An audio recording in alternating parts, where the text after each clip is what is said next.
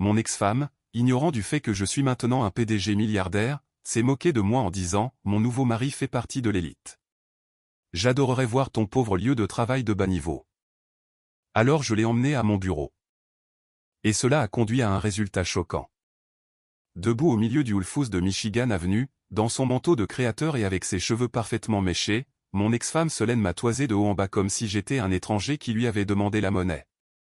Comme si j'étais quelque chose sur lequel elle avait marché en se rendant au rayon des produits biologiques. Et puis elle a prononcé les mots dont je me souviendrai pour le reste de ma vie. J'adorerais vraiment voir ton petit lieu de travail, Archer. Je suis sûr que c'est très pittoresque. Elle a dit pittoresque comme on le dit quand on veut dire pathétique. Elle a dit petit comme on le dit quand on veut dire le tien.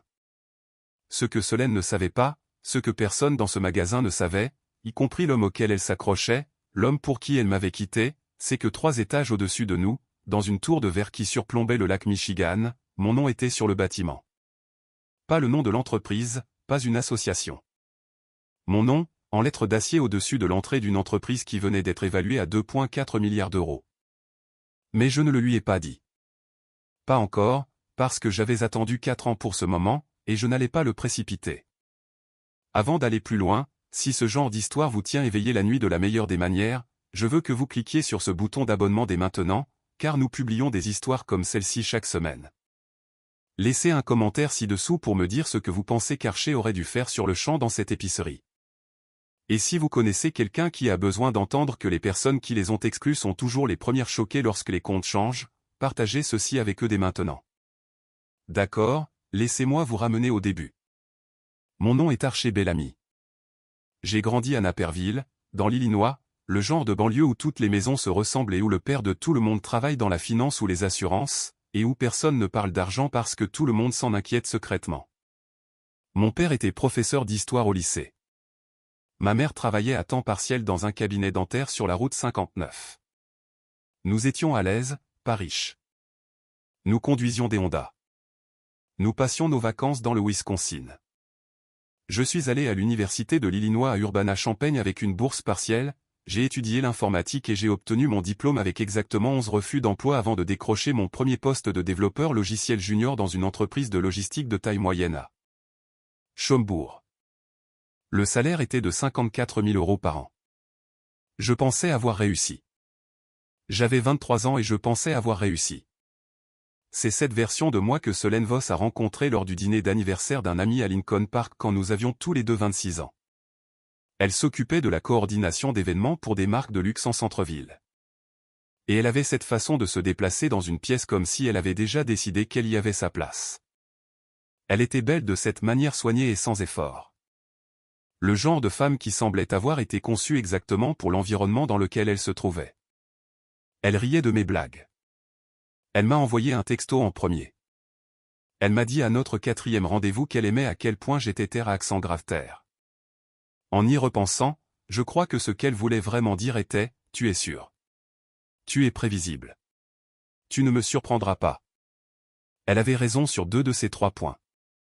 Nous nous sommes mariés en septembre, 3 ans après notre rencontre, dans un lieu du West Loop qui coûtait plus que ce que je gagnais en 6 mois. Ses parents ont aidé à payer. Mes parents ont pleuré à la cérémonie. Ma mère m'a dit après qu'elle ne m'avait jamais vu aussi heureux. J'étais heureux. Je veux être honnête à ce sujet. Les 3 premières années ont été vraiment bonnes. Nous avions un appartement à Lakeview. J'avais progressé dans l'entreprise, j'avais été promu 2 fois, je gagnais maintenant près de 90 000 €. L'entreprise d'événements de Solène se développait. Nous recevions des amis le week-end. Nous parlions d'acheter une maison à Evanston. Nous parlions d'avoir des enfants. Mais ensuite, quelque chose a changé. Et le problème avec les changements, c'est qu'ils sont presque impossibles à nommer pendant qu'ils se produisent. On ne les reconnaît qu'après, quand on regarde la topographie d'une vie et qu'on peut voir exactement où le sol a changé d'altitude. Solène a commencé à aller à plus d'événements de l'industrie, plus de dîners de réseautage. Elle a commencé à parler d'un homme nommé Preston High, un promoteur immobilier commercial qui était devenu l'un des plus gros clients de son entreprise. Elle l'a mentionné nonchalamment au début, comme on mentionne un collègue, puis plus fréquemment, puis d'une manière qui portait une chaleur que j'avais commencé à remarquer ne m'était plus destinée. Je ne l'ai pas confronté à ce sujet parce que je n'étais pas sûr de bien interpréter les choses. Je me suis dit que j'étais peu sûr de moi. Je me suis dit que j'étais fatigué du travail. Je me suis dit que la distance que je ressentais était quelque chose dont nous étions tous les deux responsables, pas seulement elle. C'est ce que l'on se dit quand on n'est pas prêt à connaître la vérité. La vérité est arrivée un mercredi soir d'octobre, 4 ans après le début de notre mariage. Je suis rentré d'une longue journée pour trouver Solène assise à la table de la cuisine, les mains jointes devant elle comme si elle s'apprêtait à présider une réunion. Il n'y avait pas de larmes. Il n'y avait pas de voix tremblante. Elle m'a regardé avec cette expression de cadre composé que je l'avais vue utiliser avec des clients difficiles, et elle a dit, « Je pense que nous savons tous les deux que ça ne marche plus. Je veux le divorce. » Je me suis assis en face d'elle. « Tu vois quelqu'un ?» Elle n'a pas bronché. Ce n'est pas la question pertinente en ce moment. C'était la chose la plus honnête et malhonnête qu'elle m'ait jamais dite. Le divorce a duré 8 mois. Elle avait un meilleur avocat.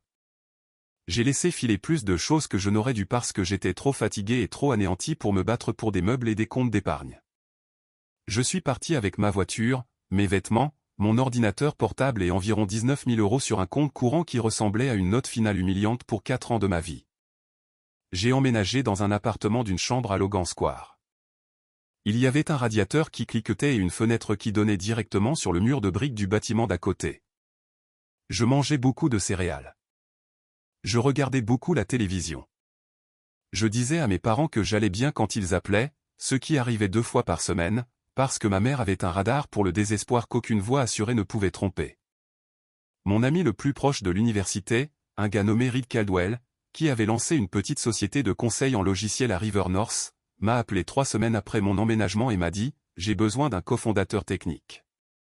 Je ne peux pas te payer ce que tu gagnes, mais je pense que c'est quelque chose. » Quelque chose quoi? Ai-je demandé. Une plateforme qui connecte la logistique de la chaîne d'approvisionnement à l'optimisation du fret en temps réel. Le marché est grand ouvert. Tout le monde s'y prend mal.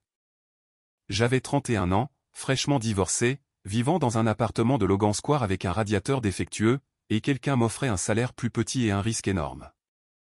J'ai dit oui avant qu'il ait fini sa phrase. Je ne vais pas prétendre que ce qui a suivi a été facile. Ce n'a pas été facile. Il y a eu des mois où Reed et moi n'avons pas pris de salaire. Il y a eu des nuits où je me suis endormi sur mon bureau dans notre premier bureau, un espace de travail partagé sur West Randolph Street, la joue pressée contre un clavier. Il y a eu un mois de février où notre plus gros investisseur précoce a appelé pour retirer son financement, et Reed et moi sommes restés assis en silence pendant 45 secondes avant que l'un de nous ne dise « D'accord, qu'est-ce qu'on fait maintenant ?» C'est la version de l'entrepreneuriat dont on ne fait pas de film. Le long tunnel de terreur ordinaire entre le début et le résultat. Mais le résultat est arrivé. C'est arrivé lentement, puis comme tout, d'un seul coup. Notre plateforme, nous l'avons appelée Vantage, a d'abord pris de l'ampleur dans le secteur de la logistique de la chaîne du froid. Nous avons décroché un contrat avec un distributeur pharmaceutique de taille moyenne à Indianapolis, puis un autre à Memphis. Puis une société de transport de marchandises de Houston est venue nous voir, et ce contrat valait plus que tout ce que nous avions construit au cours des 18 mois précédents combinés. À la fin de la 2e année, nous avions 22 employés. À la fin de la 3e, 47. À la fin de la 4e, nous avions levé une série B de 70 millions d'euros, déménagé notre siège social dans un espace de 14 000 pieds carrés au 31e étage d'un immeuble sur North Wacker Drive. Et le Wall Street Journal avait publié un article sur nous avec le titre « Le géant silencieux qui refaçonne le fret américain ». Je n'ai pas été cité nommément dans cet article. J'ai toujours préféré laisser le travail parler. Mon adjointe de direction, Danielle Morse, a encadré l'article et l'a accroché dans le hall le matin de sa parution. Elle l'a retiré 3 semaines plus tard à ma demande et l'a remplacé par une photographie de la ligne d'horizon de Chicago au crépuscule, que j'aimais mieux. Je dois vous parler du matin où j'ai croisé Solène avant de vous parler du matin où j'ai croisé Solène, parce que ce qui s'est passé la première fois a tout influencé sur la façon dont j'ai géré la 2e fois. Environ 6 mois après la finalisation du divorce, j'avais vu son nom sur une liste d'invités pour un gala de l'industrie dans la Gold Coast où Reed m'avait traîné. Je suis parti tôt. Je n'avais pas encore le cœur à ça. À la 2e année, j'avais entendu dire qu'elle avait épousé Preston High. Il avait 44 ans, elle en avait 33. Il conduisait une Porsche Cayenne. Il avait un Pantouse à Streeterville et une résidence secondaire à Lake Geneva. Il était, à tous les égards extérieurs, la mise à niveau qu'elle avait recherchée. J'ai digéré cela avec le chagrin silencieux particulier d'un homme qui a fait la paix avec une blessure mais sans encore la cicatrice les matins froids. Je ne lui souhaitais rien de mal. Je ne lui souhaitais rien de particulièrement bon non plus. Je l'ai simplement retiré de mon paysage intérieur et me suis concentré sur ce qui était devant moi. Le matin où je l'ai croisé était un samedi de mars. J'avais enchaîné les réunions du conseil d'administration toute la semaine précédente. Et j'avais enfin pris une matinée pour moi. J'étais au Whole Foods sur South Michigan Avenue. Pas le chic, celui où j'allais depuis avant Vantage, depuis avant tout ça, parce que les vieilles habitudes sont tenaces et que j'aime le parking. J'étais dans la file d'attente à la caisse avec un panier de courses. Des grains de café, du yaourt grec, le pain au levain hors de prix que j'avais pris l'habitude d'acheter le week-end, quand j'ai entendu un rire que j'ai reconnu du plus profond de mon système nerveux. C'était le rire de Solène, le rire brillant et performatif qu'elle utilisait quand elle voulait que les gens autour sachent qu'elle passait un moment merveilleux. Je me suis retourné. Elle était à la caisse adjacente avec un homme que j'ai reconnu comme étant Preston Hyde d'après des photos. Il était grand, les cheveux argentés, portant un manteau en cachemire qui coûtait probablement plus cher que ma première voiture. Solène était vêtue de ce que je ne peux décrire que comme une aisance coûteuse, le genre de tenue qui demande beaucoup d'argent pour paraître décontractée. Ses cheveux étaient plus longs que dans mon souvenir. Elle m'a vu à peu près au même moment que moi. Il y a eu une demi-seconde où son visage est devenu soigneusement neutre. Le réflexe de sang-froid professionnel s'activant. Et puis elle a souri, pas chaleureusement, de la manière dont on sourit à quelqu'un dont on doit se rappeler le nom. Archer, a-t-elle dit mon nom comme on le dit quand on est à la fois légèrement surpris et légèrement déçu par la rencontre. Je ne m'attendais pas à te voir ici. Je suis ici la plupart des samedis, ai-je dit, ce qui était vrai, et lui en a probablement dit plus qu'elle n'avait besoin de savoir. Preston a tendu la main. Sa poignée de main était ferme et exercée, du genre que l'on développe après avoir serré un millier de mains lors d'un millier d'événements. Preston aïe. Vous vous connaissez? Nous étions mariés, a dit Solène avec la précision désinvolte de quelqu'un qui coupe quelque chose d'une phrase. Archer aidant. Quoi déjà? La tech? Technologie logistique, ai-je dit. Preston a hoché la tête avec le désintérêt poli d'un homme qui vous a catégorisé et est passé à autre chose avant la fin de la phrase. Solène a penché la tête. Il y avait quelque chose dans son expression, un calcul, un petit classement interne. Et puis elle l'a dit. Elle a dit la chose. Preston vient d'être nommé au conseil de direction des entreprises de l'Illinois. Il prononce le discours d'ouverture de leur événement de printemps au Waldorf. Elle a fait une pause, et j'ai vu les coins de sa bouche se tendre en quelque chose qui était presque un sourire. C'est un travail si important. Tout le monde n'a pas la chance d'opérer à ce niveau. Une autre pause, un temps. Et toi? Tu es toujours dans la même entreprise à Schaumbourg? Je n'avais pas travaillé à Schaumbourg depuis 7 ans. Non, ai-je dit, je n'y suis plus. Oh, ça n'a pas marché? Il n'y avait rien de manifestement cruel dans sa voix. Elle avait toujours été meilleure que ça en matière de cruauté. Elle l'a gardée parfaitement calibrée, juste assez tranchante pour faire saigner, juste assez émoussée pour pouvoir nier. J'ai créé ma propre entreprise, ai-je dit.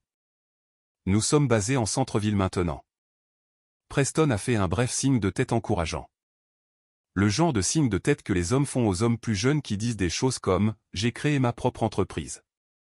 Le signe de tête qui signifie « bien pour toi ». Ça doit t'occuper. Solène m'a regardé un instant, évaluant. Oh, comme une start-up. C'est courageux. C'est un marché difficile pour les petites entreprises. Elle a dit une petite entreprise. De la même manière qu'elle avait dit pittoresque. Elle s'en est bien sortie, ai-je dit. J'en suis sûr. Elle a pris son sac de course sur le tapis. Comment s'appelle-t-elle? Peut-être que Preston connaît quelqu'un qui pourrait être utile. Il connaît tout le monde dans cette ville, honnêtement. N'est-ce pas? Elle lui a touché le bras. Preston a souri du sourire d'un homme qui n'était pas en désaccord avec cette évaluation. Vantage, ai-je dit. Aucun d'eux n'a réagi au nom. Cela m'a tout dit. Il ne le connaissait pas.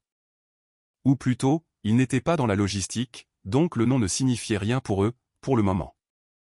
C'était bien. Solène a glissé son sac sous son bras et m'a fait le sourire final. Le sourire d'adieu, celui qui disait « Cette conversation a atteint la fin de sa vie utile. » Eh bien, bonne chance pour tout, Archer. C'était sympa de te croiser. Elle a commencé à marcher, et je ne sais pas d'où c'est venu, si c'était 4 ans de patience ou 4 ans de preuve que je n'avais plus besoin de rien d'elle, mais j'ai dit les mots avant d'avoir entièrement décidé de les dire. Solène. Elle s'est retournée. Tu as dit que tu adorerais voir mon lieu de travail. Viens le voir. Elle a ri. C'était un petit rire, un son surpris et condescendant. J'apprécie l'offre. Je suis sérieux. Lundi matin, viens à mon bureau. Amène Preston si tu veux. J'adorerais vous faire visiter. Elle a regardé Preston. Un échange privé a eu lieu entre eux. Le genre de raccourci que les couples développent pour « qu'est-ce qu'on fait de ça ?» Preston a légèrement haussé les épaules. De la manière dont les hommes haussent les épaules quand ils trouvent quelque chose de charmant dans son innocuité. D'accord, a dit Solène. Lundi matin. Bien sûr. Je lui ai donné l'adresse. Je l'ai regardé la noter dans son téléphone. Je l'ai regardé y jeter un coup d'œil, pencher la tête avec la légère perplexité d'une femme qui reconnaît un bâtiment devant lequel elle est déjà passée, et ne rien dire. J'ai pris mon pain au levain et je suis allé à ma voiture. Ce dimanche-là, j'ai appelé Daniel. Lundi matin, ai-je dit, j'ai des invités au bureau. Mon ex-femme et son mari. Il y a eu une pause. Daniel travaillait avec moi depuis 3 ans. Elle savait tout sur Vantage que je savais, et elle savait aussi la plupart des choses sur moi que je ne lui avais pas explicitement dites, parce qu'elle était ce genre d'assistante. Avez-vous besoin d'une installation spécifique? La salle de conférence du 31e étage, ai-je dit. Installation complète, la vue panoramique. Et je veux que le tableau du hall soit mis à jour avec les chiffres du premier trimestre avant leur arrivée. Une autre pause. Le tableau du hall, c'est-à-dire celui avec la valorisation de l'entreprise. Celui-là. Compris, a dit Daniel. Dois-je libérer votre matinée? Non, je prendrai mon appel normal de 8 heures. Faites-les attendre à la réception jusqu'à ce que j'ai terminé. Je pouvais entendre la qualité de son silence. Compris. Daniel. Oui. Assurez-vous que le café est bon. Ils sont arrivés à 9h40. Je le sais parce que Daniel m'a envoyé un texto à 9h41. Ils sont là. Elle porte des lunettes de soleil à l'intérieur. J'ai terminé mon appel de 8h à 8h53, j'ai passé 20 minutes sur mes emails et j'ai pris l'ascenseur à 9h50. Notre rôle n'est pas ostentatoire. Reed et moi avons pris une décision délibérée en concevant l'espace de ne pas faire ce que font les entreprises de technologie avec des couleurs néons, des tables de ping-pong et des conduits apparents censés signaler la créativité. Le hall de Vantage est propre, calme et sérieux. Des sols en marbre blanc, un bureau d'accueil en acier brossé, des fenêtres du sol au plafond donnant sur la rivière, et sur le mur à droite de la batterie d'ascenseur, un écran rétroéclairé qui affiche nos métriques d'entreprise en temps réel, volume de fret, contrats actifs, performance du réseau, et en haut, dans une police sans serif épurée, la valorisation actuelle de l'entreprise, 2,4 milliards d'euros. J'ai vu Solène l'enregistrer au moment où je suis sorti de l'ascenseur. Elle était assise sur l'un des fauteuils de la réception, ses lunettes de soleil relevées sur sa tête, ses yeux fixés sur ce tableau, et son visage faisait quelque chose que je ne l'avais jamais vraiment vu faire auparavant. Une recalibration, une réinitialisation, l'expression d'une personne qui vient d'entrer dans une pièce et découvre que les meubles sont disposés très différemment de ce à quoi elle s'attendait. Preston se tenait près de la fenêtre. Il s'est retourné en entendant l'ascenseur, et contrairement à Solène, dont le sang-froid s'est rapidement rétabli, elle a toujours été rapide, son visage est resté ouvert un moment. Lisant, traitant. Archer, a-t-il dit. C'est votre bureau. C'est notre hall, ai-je dit. Ravi de vous voir tous les deux. Merci d'être venu. Je lui ai serré la main. J'ai fait un signe de tête à Solène. Elle me regardait avec une expression que je ne pouvais pas entièrement déchiffrer. Quelque chose entre la prudence et la vulnérabilité. Vantage, a dit Preston, comme s'il entendait le nom pour la première fois, avec de nouvelles oreilles. J'ai entendu ce nom. Optimisation de la chaîne d'approvisionnement. Intelligence du fret et de la logistique. Nous travaillons actuellement avec environ 14% du volume de la chaîne du froid en Amérique du Nord. Je l'ai dit de la même manière que je l'aurais dit à n'importe quel investisseur ou partenaire potentiel. Calmement, factuellement, comme si le chiffre était un chiffre ordinaire et non le résultat de 4 années de tout ce que j'avais. Preston est resté silencieux un moment. Je suis le secteur du fret. Je savais qu'Invantage avait levé une série B l'année dernière. C'était vous? C'était nous. Reed Caldwell et moi la dirigeons ensemble. Il est notre directeur des opérations. J'ai fait un geste vers le couloir de la salle de conférence. Montez. Je vais vous faire visiter. Nous avons pris l'ascenseur jusqu'au 31e. J'ai observé Solène pendant toute la montée. Elle regardait les boutons de l'ascenseur. Sa mâchoire était serrée de cette manière particulière qu'elle avait quand elle gérait une réponse. La manière que j'avais appris à reconnaître dans la 3e année de notre mariage, quand nous avons commencé à avoir les conversations qui ont précédé la fin. Elle n'allait pas pleurer. Solène ne pleurait pas devant les gens, mais il y avait une tension autour de ses yeux qui me disait que l'information atterrissait. La salle de conférence du 31e a des fenêtres sur toute la hauteur sur 2 murs. Par un matin de mars clair à Chicago, on peut voir jusqu'au sud Hyde Park d'un côté et au nord au-delà de la grande roue de Navy Pier de l'autre. La table peut accueillir 20 personnes. Le mur opposé aux fenêtres est un écran de données en direct. L'activité du réseau de Vantage en temps réel. Des nœuds de fret s'allumant à travers le pays comme un système nerveux. J'ai regardé Preston se diriger directement vers la fenêtre. Je l'ai regardé contempler la ville puis la pièce. C'est une sacrée opération, a-t-il dit, et le ton avait changé. Pas condescendant, pas poliment dédaigneux, le ton d'un homme qui a recalibré. Nous avons eu de la chance, ai-je dit. Le marché en avait besoin et nous sommes arrivés au bon moment. Solène s'était arrêtée près du mur de données. Elle lisait l'écran, contrats actifs, revenus, taux d'exécution, couverture du réseau. Les chiffres étaient grands et ils étaient réels, et elle les lisait avec l'expression concentrée de quelqu'un qui ne veut pas poser la question qu'il est sur le point de poser. Elle l'a posée quand même. Depuis combien de temps Vantage est-elle en activité? 4 ans et 3 mois, ai-je dit. Elle m'a regardé. Tu as commencé ça juste après. Juste après. Oui. Le silence qui a suivi n'était pas vide.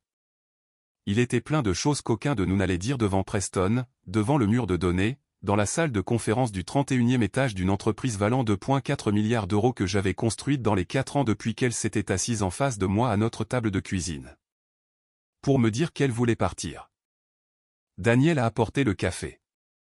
Elle l'a posé sur la table sans regarder Solène, ce qui m'a dit qu'elle savait exactement qui était Solène et qu'elle avait fait sa propre évaluation silencieuse. Preston s'est assis. Il était réfléchi d'une manière que je n'avais pas attendue de l'impression qu'il m'avait laissée sur le parking. Vraiment engagé, posant des questions intelligentes sur notre technologie, notre position sur le marché et les termes de notre série B. C'était un homme d'affaires. Il reconnaissait un autre homme d'affaires. La condescendance avait disparu. À sa place, il y avait quelque chose de plus proche du respect, et je l'ai accepté sans lui donner plus de sens que ce qu'il était. Solène est restée silencieuse pendant la majeure partie de la conversation. Elle a bu son café. Elle m'a regardé répondre aux questions de Preston. Une fois, quand j'ai dit quelque chose sur le contrat de Houston qui avait changé notre trajectoire, j'ai vu quelque chose traverser son visage. Une reconnaissance peut-être de la version de moi qu'elle avait décidé ne pas être suffisante. Je n'en ai pas tiré de satisfaction comme j'avais pu l'imaginer. Debout dans cette salle de conférence, je me sentais surtout juste clair. De la manière dont on se sent quand quelque chose que l'on a porté pendant longtemps est enfin complètement posé. Après environ 45 minutes, Reed est passé à la salle de conférence pour dire bonjour. Reed Caldwell, qui était mon ami depuis 12 ans et mon partenaire commercial depuis 4, est entré avec sa tasse de café et son attitude calme et délibérée, a serré la main de Preston et a dit « Ravi de vous rencontrer. Archer m'a dit que vous passeriez, ce qui n'était pas entièrement vrai, mais était courtois. » Solène a dit très doucement. « Vous avez construit quelque chose de réel ici. » Elle s'adressait à moi, pas à Reed. Elle s'adressait à moi de la manière dont on s'adresse à quelqu'un quand on recalcule, quand les chiffres ne s'additionnent pas comme prévu et qu'on essaie de trouver les mots justes pour une équation qui n'a plus de réponse simple. Nous l'avons fait, ai-je dit, Reed et moi tous les deux. Tu as l'air heureux, a-t-elle dit. Et il y avait quelque chose de sincère là-dedans, je pense. Quelque chose qui lui a coûté un peu de dire. Je le suis, ai-je dit. Et c'était sincère, aussi. Elle a hoché la tête, petit et précis. Le hochement de tête d'une femme qui absorbe quelque chose qui ne peut être changé. Ils sont partis à 11h moins le quart. Preston m'a serré la main dans le hall et a dit qu'il voulait que nous nous contactions au sujet de partenariats potentiels. Son travail de développement immobilier croisait parfois le fret et l'entreposage frigorifique, et il pensait qu'il pourrait y avoir une conversation intéressante à avoir. Il m'a donné sa ligne directe. Je lui ai donné la mienne. Selène se tenait près de l'ascenseur. Elle avait ses lunettes de soleil de nouveau dans sa main, les faisant tourner lentement, de la même manière qu'elle tournait son alliance quand elle était nerveuse. Elle m'a regardé un moment et a commencé à dire quelque chose, puis a semblé décider de ne pas le faire. « Merci pour la visite », a-t-elle finalement dit. « De rien », ai-je dit. J'ai regardé les portes de l'ascenseur se fermer. Daniel est apparu à mon coude environ 30 secondes plus tard avec une pile de messages et son iPad. Votre rendez-vous de 11h30 est maintenu pour l'appel. Reed veut savoir si vous voulez déjeuner après. Dis à Reed oui. Et Daniel. Oui. Tu peux remettre l'article si tu veux. Elle m'a regardé un moment. L'article du journal. Si tu veux, ai-je dit. Elle a souri. Le petit sourire contenu d'une femme qui attendait depuis 3 ans de dire « je vous l'avais bien dit ». Et qui était trop professionnelle pour le dire. Je vais y réfléchir, a-t-elle dit, ce qui signifiait oui. J'ai déjeuné avec Reed dans un dîner de Westlake Street où nous allions depuis l'époque de l'espace de coworking. Le genre de dîner où le café est servi dans une tasse blanche et coûte 2 €. Comment ça s'est passé? A demandé Reed. Bien, ai-je dit. Intéressant. Elle savait avant d'entrer? Non. Reed a hoché la tête, remuant son café. Comment tu te sens? J'y ai réfléchi honnêtement. Bien. Pas comme je pensais que je me sentirais. Juste bien. C'est probablement mieux, a-t-il dit. Nous avons mangé notre déjeuner. Nous avons parlé de la prolongation du contrat de Houston et d'une nouvelle embauche pour l'équipe d'ingénierie. Nous avons débattu de savoir si les Cubs avaient une réelle chance cette saison, ce dont nous parlions toujours et que nous ne résolvions jamais. Sur le chemin du retour au bureau, nous sommes passés devant le bâtiment, les lettres d'acier au-dessus de l'entrée. Vantai-je. J'étais passé devant cette entrée des milliers de fois. Elle avait cessé de s'enregistrer, comme le font les choses familières. On cesse de les voir parce qu'elles font simplement partie du paysage de votre vie. Mais cet après-midi-là, j'ai levé les yeux. Il y a 4 ans, je mangeais des céréales dans un appartement de Logan Square, disant à ma mère que j'allais bien. Il y a 4 ans, j'avais 19 000 € et un radiateur qui cliquetait. Maintenant, mon nom était sur un bâtiment, pas littéralement, mais de toutes les manières qui comptaient. Chaque décision, chaque nuit blanche. Chaque moment où j'ai choisi la bonne chose suivante plutôt que la mauvaise plus facile. Tout était là-dedans. Reed s'était arrêtée à côté de moi. Elle pensait qu'elle venait voir une petite entreprise, ai-je dit. Elle le pensait, a convenu Reed. Et au lieu de ça, elle a vu 2,4 milliards, a dit Reed, avec son mari qui vous demande votre carte. J'ai ri. C'est sorti facilement et réellement, et je l'ai laissé faire. Le truc quand on construit quelque chose à partir de rien, c'est qu'on ne le fait pas pour prouver quoi que ce soit à qui que ce soit en particulier. Ou du moins, ça ne peut pas être la raison, parce que la raison doit être assez grande pour vous soutenir les jours où personne ne regarde et personne n'est impressionné et le travail n'est que le travail. On le fait parce qu'on doit le faire. Parce que l'alternative, rester petit, rester en sécurité, rester là où les gens qui vous ont rejeté avaient besoin que vous restiez, est une sorte de suffocation lente que les gens confondent avec le confort. Selène avait besoin que je sois une certaine version d'Archer. La version qui était terre à accent grave terre et prévisible et qui ne la surprendrait pas, la version qui était sûre. Ce qu'elle ne comprenait pas, et ce que je n'ai pas entièrement compris jusqu'à beaucoup plus tard, c'est que le fait d'être terre à accent grave terre était réel. Il s'est juste avéré que c'était le genre qui ne reste pas immobile, le genre qui tient pendant que vous construisez. Ma mère m'a appelé ce soir-là. Elle avait un radar, comme je l'ai dit. Comment s'est passée ta semaine? A-t-elle demandé. Bien, ai-je dit. Longue. Quelque chose s'est résolu. Elle est restée silencieuse de la manière dont elle le fait quand elle décide de poser ou non la question de suivi. Elle a décidé de ne pas le faire, ce qui m'a dit qu'elle en savait déjà plus qu'elle ne le disait. Ton père et moi sommes fiers de toi, a-t-elle dit. Pas de l'entreprise, de toi. Je sais, ai-je dit. Je le sais. J'ai eu des nouvelles du bureau de Preston High. 2 semaines plus tard, son assistant a appelé pour organiser une conversation préliminaire sur un projet de développement d'entreposage frigorifique dans les banlieues sud. C'est devenu un contrat de 22 millions d'euros. Nous nous sommes serrés la main dessus dans une salle de conférence à Streeterville. Solène n'était pas à cette réunion. Je ne m'attendais pas à ce qu'elle y soit, mais j'ai pensé à elle brièvement, debout à la fenêtre de cette salle de conférence avec la ville étendue sous nous, signant des documents qui portaient déjà la signature de son mari. J'ai pensé, tu as toujours dit que tu voulais opérer à ce niveau. C'est la leçon ultime sur l'estime de soi. Solène a essayé de qualifier Archer de pittoresque et de petit parce qu'elle avait besoin qu'il soit un échec pour justifier de l'avoir quitté. Elle n'a pas réalisé que pendant qu'elle courait après un style de vie plus riche, Archer était occupé à construire un empire de 2,4 milliards d'euros. Archer n'a pas eu besoin de se disputer dans l'épicerie. Il savait que la meilleure vengeance est de bien vivre et de les laisser le voir selon vos propres termes. Quand Solène est entrée dans cette tour de verre, elle n'a pas seulement vu une entreprise. Elle a vu l'énorme erreur qu'elle a commise. La conclusion, ne perdez pas votre salive à expliquer votre valeur à des personnes qui sont déterminées à ne pas vous comprendre. Construisez votre empire en silence et laissez les lettres d'acier sur le bâtiment parler pour vous.